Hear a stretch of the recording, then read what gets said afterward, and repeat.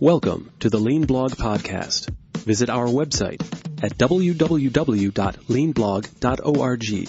Now, here's your host, Mark Graban. Hi, it's Mark Graban here. Welcome to episode 388 of the podcast. It's October 14th, 2020.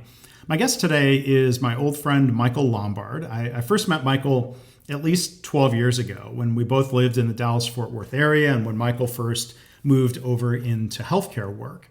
He has since served as a lean facilitator and coach in numerous healthcare organizations, and he's been a hospital CEO in Louisiana before he left and took his current role, which is, once again, focusing more deeply on process improvement at Kaiser Permanente in California.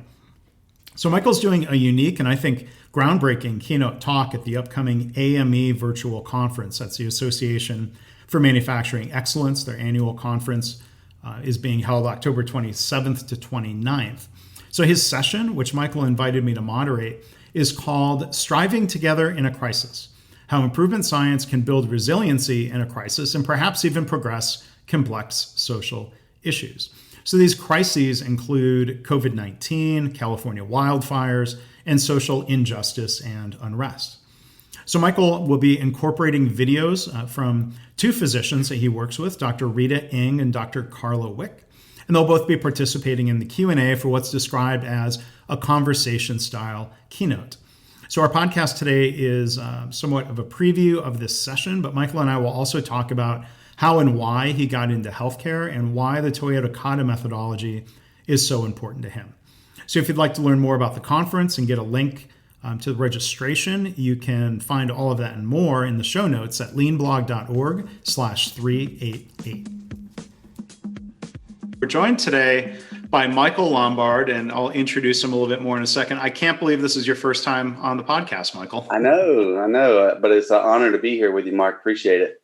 Well, thanks. And, I had to go back and look. We've collaborated on different things, webinars, and we've known each other a long time. So I'm glad we could do the podcast here today for sure.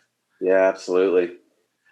So Michael right now is the managing director for the East Bay service area of Kaiser Permanente. And, I think we'll talk a little bit about your, back then was transition into healthcare and the different types of leadership roles you've had. And then we're also going to give a preview for a keynote talk that Michael has put together. It's going to be a team effort, as you'll hear us discuss.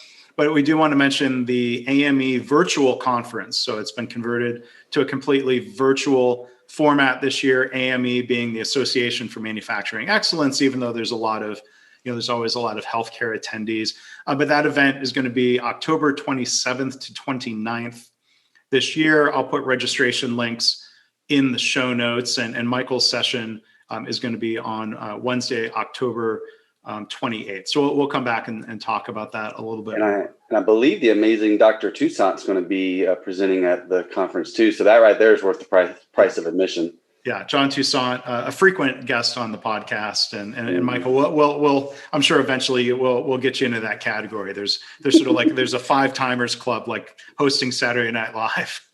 I'm up for it, man. Let's do it. I don't send out a blazer though.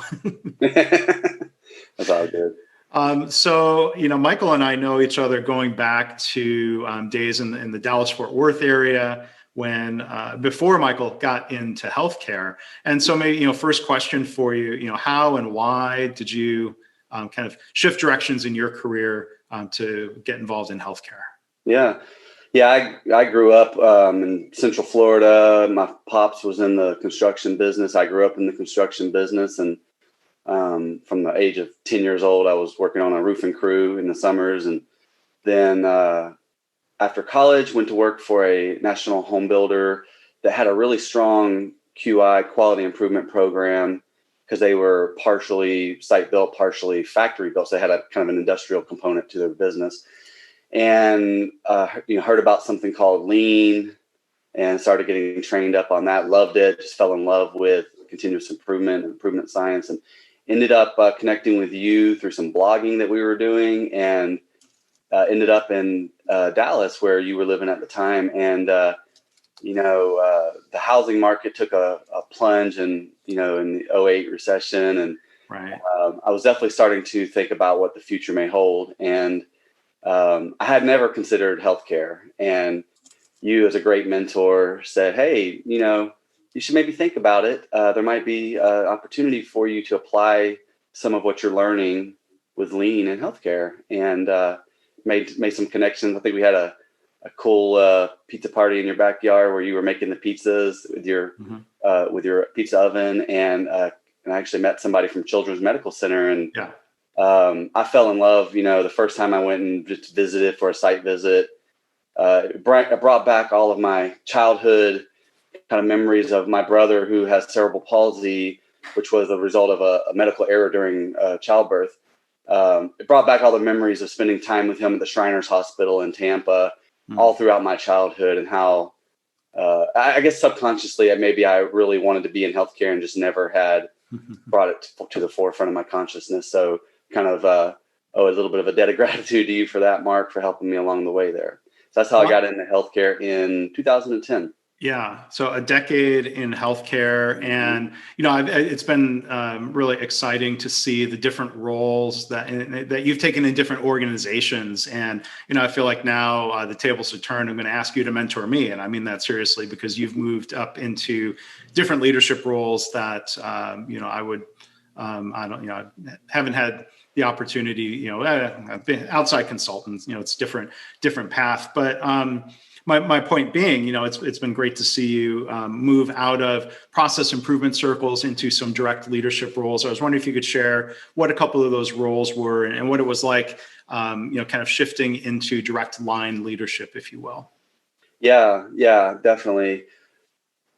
I guess it was right around the time that my first child was born, so 2014 or so.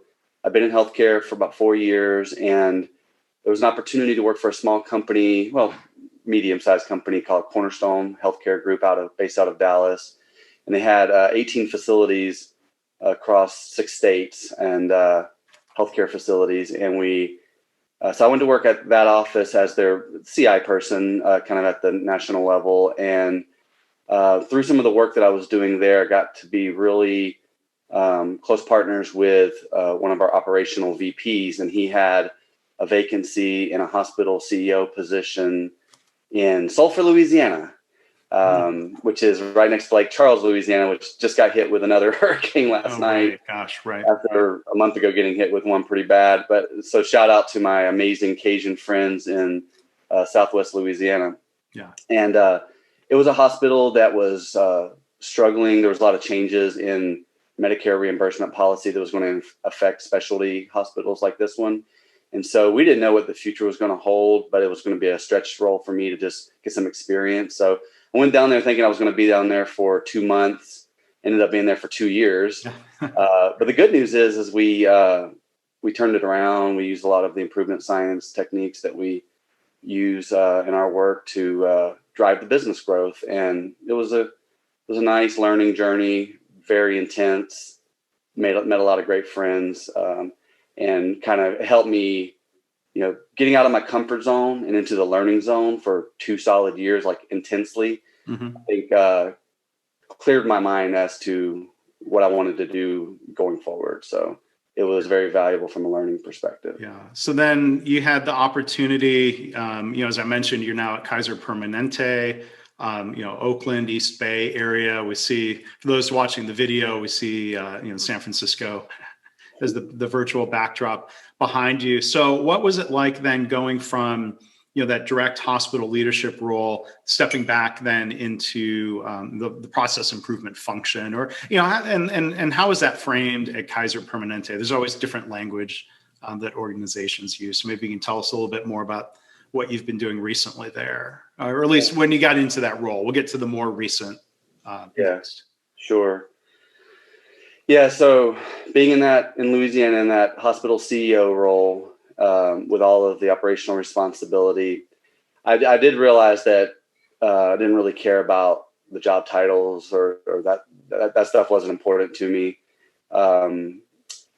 And I came into contact with a guy named Lawrence Hamilton at Kaiser Permanente East Bay at the time, and we had some nice conversations, but I was so focused on the project in Louisiana that I wasn't really interested in making a move across the country. But then when I met him and got to know him better, and some of the team and the culture in the East Bay, which is like the Oakland kind of flagship area where Kaiser Permanente originally started, I just fell in love with the diversity of it, and the willingness to continually change and improve. It's a very progressive kind of culture. And so we took a risk, moved across the country, and went back into a kind of predominantly PI role, which we in the East Bay, we call it our Patient Care Improvement System, PCIS, because we never have any, can't have a shortage of acronyms. So, more the merrier, I guess.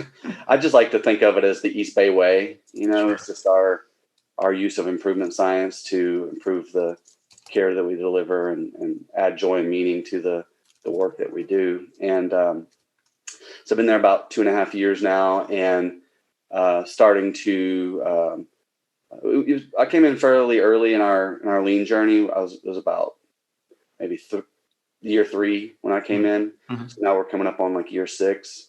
So fairly new, fairly early on in the journey. And but it really has paid off the investment that we put in when we started getting into 2020 and a lot of the challenges that we faced. So we were more prepared than we would have been otherwise because of our investment in our people, investment in our mindset, skill set, and tool set around improvement science. Yeah, and we'll talk more about 2020 and what you've been doing, what you've been continuing to learn. You talk about improvement science. And in my experience, that's a phrase that I've really only heard in healthcare. Would you agree with that observation? Yeah. I've only really started working it into my lexicon maybe in the last 6 months or a year or something like that. So yeah, I wouldn't know the origins of it, but it seems like it's pretty common now over the last year in healthcare. Yeah, and I think the Institute for Healthcare Improvement has been using that phrase as a bit of a catch-all, and they have certain methodology, but there are different flavors of improvement styles and different language, and at its core, a lot of it is very much the same. But when I love that phrase, improvement science. We talk about scientific problem solving, scientific thinking. So one of those methodologies and frameworks and sort of language I know is really important to you, Michael, is the Toyota Kata approach. And I'll link to a webinar that you did with me for Kinexus a few years ago about Kata. But why, from your perspective, why is that Toyota Kata framework and thought process so important to you? Yeah, I think it has to do with just, the fact that when I got into the kind of the CI, continuous improvement world, I didn't have a strong background in, I'm not an engineer, statistician, none of the things that would have prepared you. So I was always on this learning journey, and something about the, using every step, into the next PDSA cycle which is kind of integral to the Kata approach, really appealed to me. So when I think it was in 2014, or maybe 2012, where I read the Toyota Kata book by Mike Rother, who's a good friend and mentor of mine.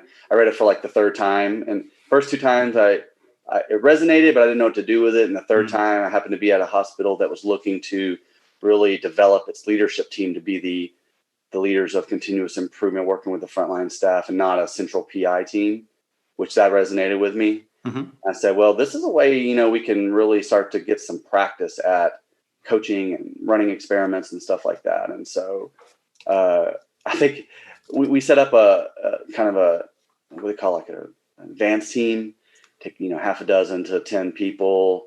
You're all kind of learning together, and you start doing daily coaching cycles together, and just getting a lot of practice. And at one point, I think I was tracking it on a run chart, and I was doing probably up to 8 coaching cycles a day. It's 4 hours a day of coaching, basically. And I did that, held up that pace for maybe 6 months, and then kind of went to a more sustainable pattern after that. But it was intense, got a lot of practice. And I realized, oh, this isn't really just a way to do process improvement. It's actually a way to invest in your mindset and your skill set. And when you start to do that, you start to form some new reflexes, like things that require more kind of like deliberate thought start to become more instinctual. And that's when I realized it's just kind of a way to nurture your leadership style and your leadership skills. And that really paid off when I went into that hospital CEO role, and where you're starting with just your leadership style before you're adding on any layers of PI complexity. You're just starting off with just, here I am, here's how I think, and let's see if we can start to improve. And when you do that, the way you do it, the little nuances of how you do it can make a big difference. So it's nice to be able to have something to fall back on. And what I fall back on is that kind of structured sense making or scientific thinking and that coaching style. That's my kind of go-to if I am uncertain, I'm not sure if I'm fitting in or if I'm being effective or not. I just kind of go back to the fundamentals. And I think that's probably, I think there was something in the Toyota Kata book that actually said that one interpretation of the Japanese, I think it's Japanese word kata, is a balance, like a way to find balance. Or something like that. It's also sometimes described as like a routine, right? Yeah, a routine for kind of maintaining balance, kind of like the fundamentals. So yeah, that kind of resonated with me and has become kind of part of my personal practice as a leader. Yeah. So, and look, I'm not an expert on Toyota Kata. I'm maybe a little conversational in it, but, I'm curious, when you were in that direct leadership role and you're running an organization, you're developing other leaders, is there an opportunity when you talk about defining the challenge to define the challenge differently, maybe at, a higher level, looking at organizational challenge as opposed to process improvement challenge? Mm-hmm. Yeah, totally. If you look at the Kata model, the first step of it is to understand the direction or challenge. Yeah. And there's like, if you're going in like I was in Louisiana, where there's no kind of, experience or muscle memory with much PI work at all, or any of the improvement science methods, then, you might use a very simple version of understanding the direction or challenge. You might just say, wouldn't it be awesome if, and see kind of what would the ideal condition be for whatever it is we're working on, and you work back from that. That's a very like a starter version of doing, strategic visioning. Mm-hmm. Then if you maybe get comfortable with that technique and maybe you want to add a little bit more of a technique there, you start to get into things like, value stream mapping, for example, which Mike Rother, who wrote the Toyota Kata book, also co-authored the Learning to See instructional guide on how to do value stream mapping. And so, viewing that future state value stream as a big challenge, like how are we going to actually operate according to that future state map? There's a lot of things we're going to have to learn in order to achieve our future state. And that's a challenge. It may fit into that 6 to 12 month time frame. Often it's measurable. We're going to know what our value stream indicators are that are going to say we're achieving our future state. And that could provide clarity of direction. In our, where I'm at right now in the East Bay, we use that what is awesome kind of technique quite a bit. And we're starting to get a little bit more mature in understanding breakthrough objectives. If you want to use kind of the Hoshin style, what are your 2-3 kind of critical breakthrough objectives for the year? And that fits nicely, into that understand the direction or challenge part of the improvement kata. Yeah. And so, the word challenge is a word that has come up a lot in 2020. The year is throwing a lot of challenges at us. The pandemic and additionally so, and we'll get into that a little bit more here, challenge on top of challenge. But I think it's really interesting, the approach that you've chosen to take here for the AME conference event, again, that virtual conference in your session on October 28th. So, I want to talk about what you've been experiencing and what Kaiser and what your community there has been experiencing in 2020. But the title for the session, to share that with people, is Striving Together in a Crisis: How Improvement Science Can Build Resiliency in a Crisis and Perhaps Even Progress Complex Social Issues. So we'll sort of unpack who else you've invited to be part of this session and the format and everything. But maybe let's talk first about the challenges here in 2020. Yeah, and I mean, first of all, just acknowledging that everybody, literally, across the globe, dealing with a lot of these same challenges. And so there's nothing unique about my experience there, except working specifically in healthcare. There's a little nuance there. And then, compounding that with what's going on the West Coast with natural disasters, wildfires, and a lot of social issues as well. So yeah, let's unpack that a little bit. So it actually goes back to pre-pandemic time. So around September of 2019, we were, at KP, we were, achieving tremendous results and continuing to march forward. But we had some negotiations. We needed to negotiate our contract with our labor unions, our valued labor partners. Our contract was set to expire, and so there was a potential of a very large labor strike, like the largest labor strike in the history of the healthcare industry. And my team, our central PI team in the East Bay, was tasked with organizing our preparation efforts in case there was, we call it our contingency planning, in case there was a strike. And so that began like this 12-month journey of kind of one crisis to the next. I think it was later in that year we lost our iconic CEO, Bernard Tyson. Right. An amazing leader who had really done some innovative things in healthcare to promote, equity and of outcomes across the spectrum of different types of socioeconomic issues. And so it was a real loss to the organization. And then right on the heels of that, the COVID-19 pandemic. And again, we were asked to bring all of the tools and techniques that we know from improvement science to bear, i.e., hey, we need to set up a drive-up clinic where folks can get their nasal pharyngeal swabbing done for COVID tests. And normally that would be something that would take place over like a year. And we did it in 24 hours. So it was like ultra form of rapid cycle testing. Yeah.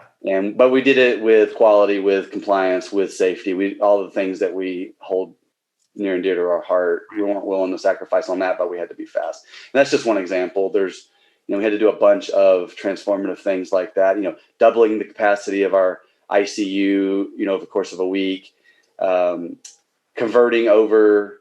We have a massive primary care footprint. We've got almost 400,000 members in the East Bay alone, and we provide their primary care and specialty care. And we switched over from our predominant delivery mechanism being in-person care to virtual care, so video and phone and secure messaging over the course of a weekend. Right. We're talking about, thousands and thousands and thousands of visits. And so, so that's kind of what the last 7 months has been, or the last year, really, if you go back to the labor contingency planning. And then just to kind of exacerbate things on the West Coast, as you know, Mark, we've had, 4 of the 5 largest wildfires in the history of California over the last couple of months, some of them within about an hour of the East Bay. And then one thing that I loved about the East Bay, and one of the reasons why I come here, was because of the diversity of the Oakland area and the Berkeley area and the progressive thought. And by the way, I'm not political, so when I say progressive, I'm not talking about political. I'm talking about just advancing ideas. Mm-hmm. And so, we've definitely shown our voice in terms of our being dissatisfied with any kind of systemic inequality. And there's no shame and blame game. I don't do that. I'm just talking about, just like with my PI hat on, looking at when we have systems issues, let's, have respect for people, and let's get to the root cause and see what improvement we can make. So, it's all happened simultaneously in parallel. But yeah, we're hanging in there, and that's what we're going to talk about a little bit at the at our joint AME keynote that we're going to do together. Yeah. So tell us about two of the physicians that you've worked with and that you've invited to be part of this session, Rita Ng and Carla Wicks. Tell me a little bit about them and why you've got them involved in the session. Yeah. I mean, a big smile comes on my face whenever I think about these docs. And it's really, they represent, we have about 1,000 docs in the East Bay, and they're just some of the most incredible people I've ever met. It's just an honor to work with them. My partner for our PI program in the East Bay is named Dr. Raj Ranga. He's another one that's just incredible. But there's too many to name, but I'll just talk about a little bit about Rita and Carla. So Rita is one of our two physicians in chief for the East Bay. So she's a cardiologist, and she's I think she was the first ever Asian American Miss California. Yeah. Amazing piano player. And she and I are right around the same age, and our kids are right around the same age. And she actually came into her physician in chief role the same exact month that I came in to join the East Bay. And so she was new to that executive level of leadership, and I was brand new to California and to Kaiser Permanente. And so we've kind of committed that we'll be, partners in our journey. And she's really helped me, and along with some of our other leaders that I mentioned before, Lawrence Hamilton and others, really helped me. I always joke, because she's a cardiologist, I say, you're teaching me how to lead from the heart. And just one of my corny dad jokes or whatever. But we'll talk about this during the AME with her. But, she's really helping me understand how to be vulnerable, how to be transparent about this is how we're feeling, and it's okay. And that's just really never was my style. I was always more of just like, let's just get to the, problem solving, and, let's leave emotion at the door and that from the kind head. Of thing. Yeah. What's that? From the head. Yeah, exactly. From the brain, the yes. Logical, rational, right? Yeah.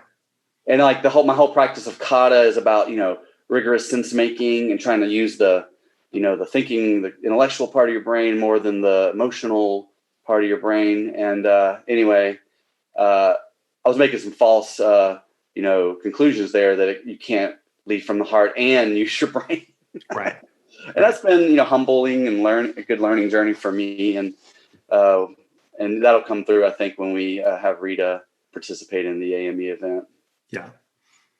And then, go ahead. Yeah, sorry. Then Carla, I don't know, I guess it was about 2 years ago or so. She and I were talking about how we can incorporate the coaching kata into our physician practice. And I was like, yeah, I have all these wacky ideas. Like maybe we could, coach our physicians on how they engage with the patients or whatever. And then she's like, oh, way ahead of you. And she shared the story of, she had started coaching she's an OBGYN doc, by the way. And she started sharing a story of when she had started using the coaching kata with one of her pregnant patients who was dealing with some psychosocial issues that was actually threatening her pregnancy. And she had some really great results engaging with her patient using that structured sense-making approach of the kata. And so I said, we got to get this down on video. We just did a quick iPhone video with one take and uploaded it. And I shared it at the Kata Summit. And she just became kind of my idol after that. And then she was working with us in the East Bay. And then I was bummed because she got this, well, I was happy for her, but she got this promotion to our regional offices of KP. So, Permanente Medical Group, largest medical group in the country, I believe, multidisciplinary medical group. And so she's now the regional lead for equity, inclusion, and diversity and reducing disparities in outcome for this large medical group. And I said, with her coaching skill and her amazing, compassion, and she's such a kind person, I said, I can't think of anybody better to coach me as I became interested in this topic of, can we apply the rigorous sense making and scientific thinking and PI, to these thorny social issues of whether it's, violence or inequality or just any of the forms of waste that we have in our society that may be due to systemic issues. Yeah. And so, how would you respond? This is not me directly challenging you on this, but I know there might be some who think, well, look, it's the AME conference, and we normally talk about things that are really core lean business issues as maybe traditionally defined in the lean space. Why bring this topic forward? Talking about important issues of equity, diversity, inclusion, social justice. Why bring that to the conference? I think I'll answer that in two parts. One is the unique moment that we're in. I mean, we're literally in uncharted territory.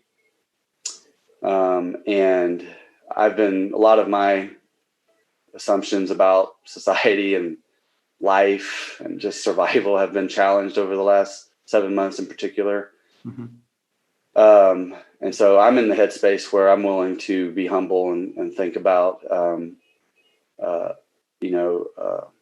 what the future may hold and new ways of doing things. And I'm suspecting that some folks out there in the improvement science community in the CI world maybe are also re-examining aspects of their life and society.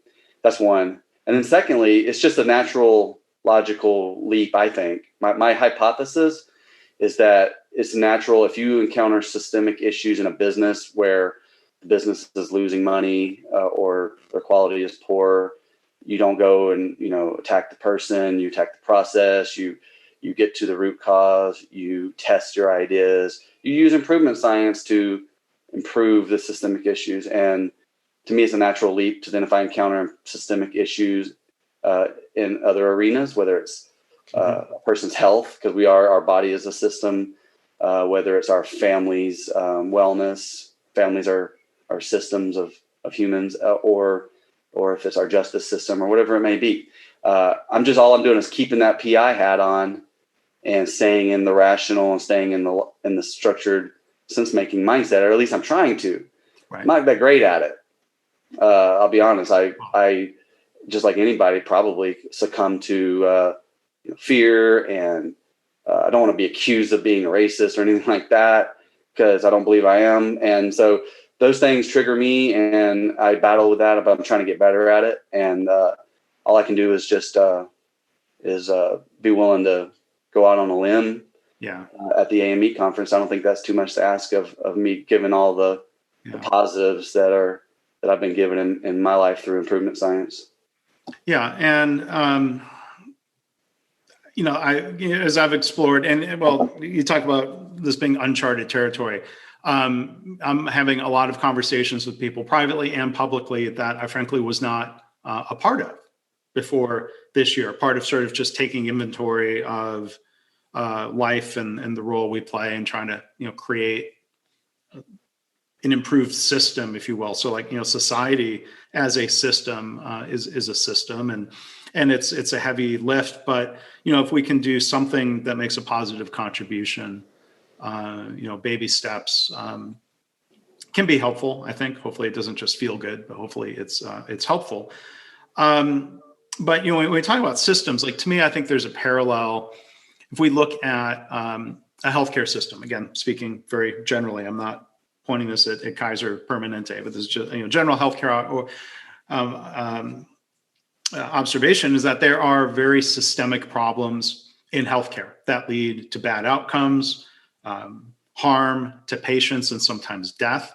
And I think healthcare, for the most part, has gotten better at looking at systemic causes and systemic drivers of actions and behaviors and even attitudes that can lead to problems in healthcare. That we can have a bad system that's full of very good, hardworking, well-intended individuals. Mm-hmm. And so, some of the pushback that I've gotten I'm bringing some of these conversations forward through my blog or through my podcast. I had somebody who emailed, paraphrasing, I don't have it in front of me. I can tell he was upset. And he said, I'm tired of all this talk of systemic racism telling us that we're all racist. And I'm like, well, I don't think that's what systemic racism is describing. And I don't think any of my guests have said that. And that's the thing I think is interesting to try to think through. Systemic racism does not mean everybody in that system is a racist. But yet there are still bad practices and certainly bad or inequitable outcomes. I know I kind of threw a lot out there, but kind of curious to hear your reactions on thinking about, systems and systemic drivers. We can have bad systems with a lot of good people. Yeah. In that system.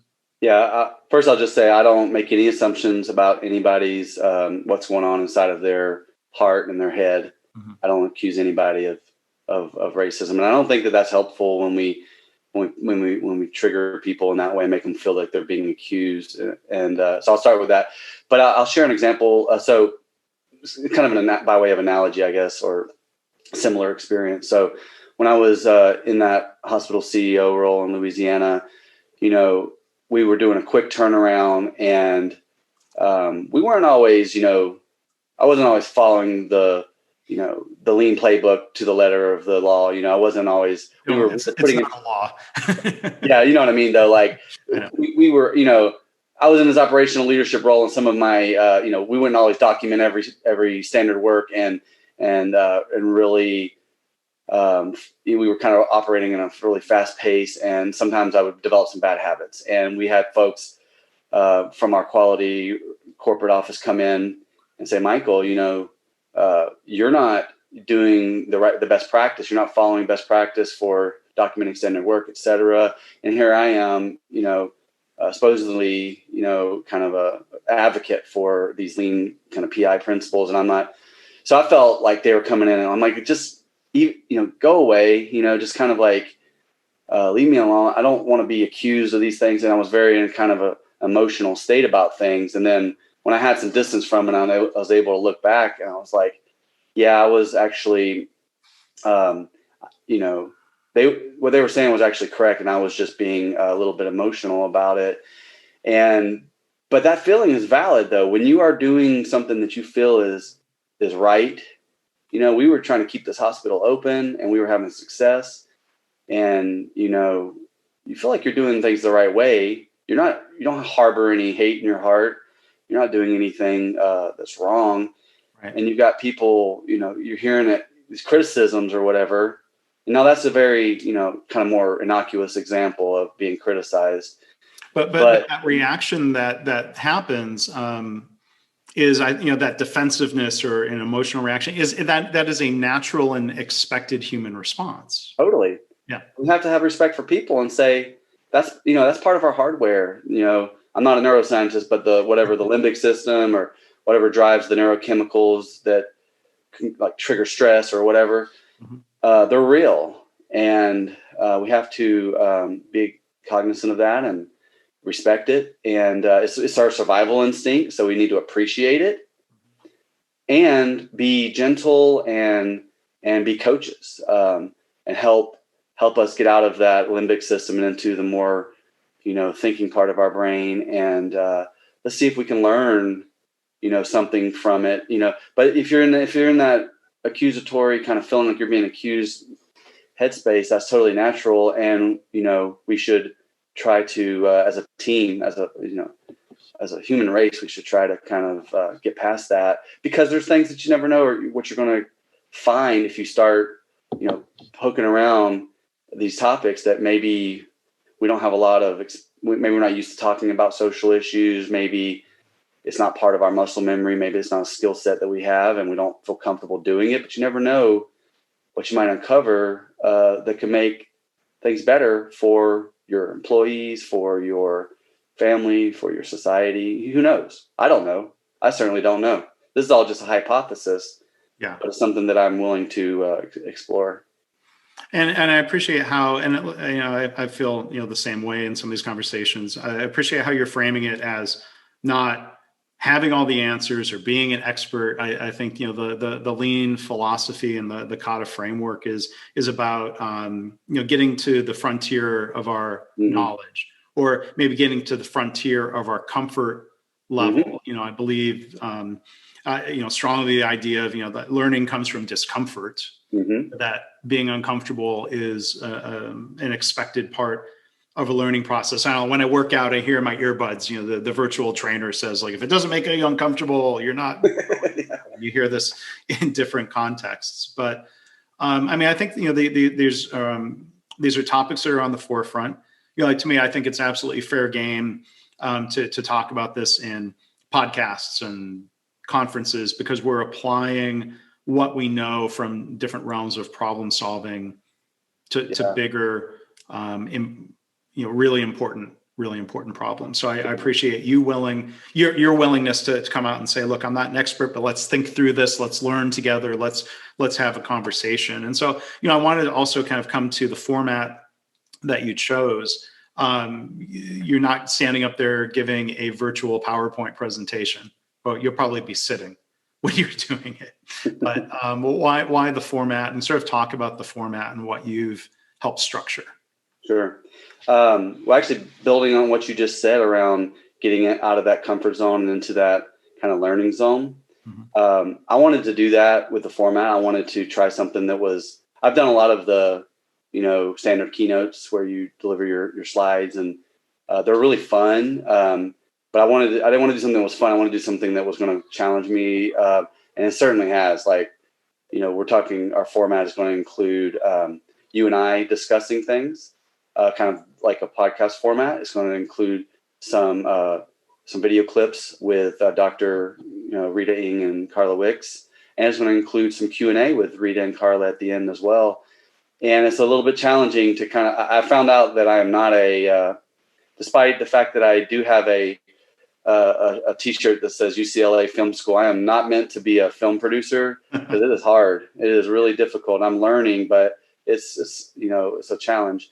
But I wanted to do that because I think that it provides more perspectives.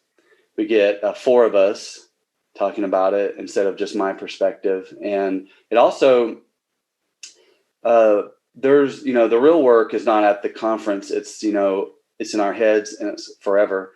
And so it's really forced me to really think more deliberately about the leading from the heart concept and the systemic issues. Has made me start to tighten up my thinking on these topics, because I've deliberately engaged with folks like Rita and Carla and yourself, and we're going through a lot of rapid discussions, kind of like rapid cycle testing on this topic, and just saying, am I on solid ground here logically? Am I thinking straight? And having coaches like y'all, it really helps in that. Real quick, I want also, in that same vein of comfort zone and struggle, just a quick shout out to Professor Jim Stigler and team down at UCLA. I had a chance to go do some coaching with them this past December, and they're doing amazing things around applying improvement science to learning, like learning systems, and how to make learning easier. And they do a lot of A/B testing of different ways of presenting material, and it's just phenomenal. But if the audience wants to Google Jim Stigler, UCLA YouTube video, there's a video where he talks about his learning model, and he specifically calls out that with no struggle, there's no learning, like kind of debunks the idea of, learning is fun. Well, yeah, it's fun when you achieve the learning and then you get that satisfaction of mastery of a topic, but along the way, it should be a struggle. And that's, I think that's one of the most profound things that I've learned over the last couple of years, is just the value of the struggle and how it actually has the knock-on effect of creating resiliency, mental resiliency, and a kind of a self-efficacy that, we don't know the answers, but sometimes when we're confronted with a big problem, we don't know the answers, but we have the mindset and the kind of the ruggedness to get there. Yeah. And that's really paid off, I think, over the last 7 months for practitioners of improvement science as they're dealing with some of these societal challenges and pandemic. Yeah. So one other question comes to mind, and again, I'm just throwing that out for conversation. It's not an easy question to answer, but I mentioned earlier incremental improvement, and one thing I've been more mindful of is the need the need for incremental improvement versus breakthrough improvement, to frame it that way. When we look at issues involving inequity, injustice, systemic racism, I am not affected by those things on a day-to-day basis as a white man. So one thing I've tried to be more cognizant of, and I've had, conversations with some Black colleagues about this, is, if I might say incremental improvement is fine. But the reality is other people who are affected by these issues and sometimes on a daily basis might not be in a comfort zone of being of looking for incremental improvement. They say, "Hey, people are dying, people's lives are being affected. We need breakthrough improvement now." So it's kind of a thought more so than a question, but I'm curious if you have talked through, even within the organization, how do we strike the balance and understand when incremental improvement is okay and when breakthrough improvement is necessary or possible? Yeah, I think that's kind of our reflex where I'm at in the East Bay, is we see the overall challenge, but we focus on what is the next target condition, and then narrowing down even further, what's the next obstacle on the way to that target condition, and then what are we going to do to try to remove that obstacle. So we try to funnel it down to the very smallest next step that produces learning. Mm-hmm. And that's our kind of way of kind of probing reality a little bit, because we acknowledge, we try to develop this recognition of when we hit our knowledge threshold, and realize that we don't see reality the way it actually is all the time, because we have all of our cognitive biases, right? We can't escape them, but we can start to recognize them. And so when we do that, we start to we increase the value that we place on small learning experiments, because we see that they accumulate and they add up and they start stacking up. Our skill set starts stacking up. Our knowledge base starts stacking up. And even if it's taking us a little longer to get to that outcome that we're looking for, we're accumulating all of this. It's kind of like the difference between kinetic energy and potential energy, going to 12th grade physics or whatever. We're stacking up that stored energy, and we're getting ready to be able to apply it in ways that we wouldn't have if we would have gotten a good outcome and then moved on. And so we've always talked about, improvement as a continuous journey, continuous improvement, Kaizen. And now as we pull in other fields of science, I just referenced physics. There's science around what is reality. Another shout out, Donald Hoffman at UC Irvine is great, if you want to watch some of his YouTube videos, just challenging our perception of what is going on with a problem, acknowledging when we've met our knowledge threshold, and then taking what is the smallest next little exploration that we can do to start stacking up some learning. That's a different mindset. That's a robust mindset. You can do that anywhere and anytime. You don't need a big conglomerate of a team. You don't need, you just need to know who can you go talk to and get more information right now and start to learn it. What can you go observe, go to the Gemba and look at a process. And you can apply that, because what in the natural world is not dependent on a process. I mean, there's biological processes, there's chemical process, everything is processes. So processes can be, we can probe them, we can examine them, we can learn from them. And if we have the right tools and skills and mindset. So, and I'm fortunate in healthcare that, I have an avenue to address some of the issues around disparities in outcomes. When you work for an integrated care delivery system, the way I do, we've got all the right players at the table. We've got the insurance company, the docs, the hospitals, the clinics. Everybody's all in one company with KP. So we're able to we don't, I don't have to focus on the huge, large, enormous issues that society is dealing with. I have opportunity to kind of narrow in and focus on how can we, for example, reduce poor outcomes related to hypertension within the African American community. That's something that we're actively working on right now in the East Bay, and we're doing it. I just had a coaching cycle yesterday with the leads for this program that we're doing. It's an innovative program that was developed in a very humble, small way. We said it's called House Calls, and it's a way to do kind of outreach to a bulk number of people at once through webinars and such. And we said, let's just start with an MVP, a minimum viable product, very humble goal. Let's just get a version of a webinar that we can deliver, that we can then collect data from and learn from and make it better. Mm-hmm. And so we're borrowing from Silicon Valley and Lean Startup and Eric Ries to do that. And it's nice to have that avenue, because you can't deal with it all at once. So you have your lane that you can really make a difference in, and see if some of the learnings from that lane can be ported over into legal issues or criminal justice or all the other lanes that I'm really not that knowledgeable on, but I'm trying to be more knowledgeable about. Yeah. So yeah, that spirit of learning and increasing our knowledge is coming through in what you say. And I know that'll come through from you and Dr. Ng and Dr. Wicks in the AME session. So I'm looking forward to that. Thank you for inviting me to help moderate that and play some role in the session. If I could just say, it's a real honor and treat to have you facilitate that panel for us, Mark. And I really appreciate the learning journey that you're on and some of the things you're doing with Deandra Wardell and others with #root cause racism. It's inspiring, and it really inspired me on this topic. And so thank you. Well, thanks. And thanks go to Deandra and others who have been working with and talking to and learning from.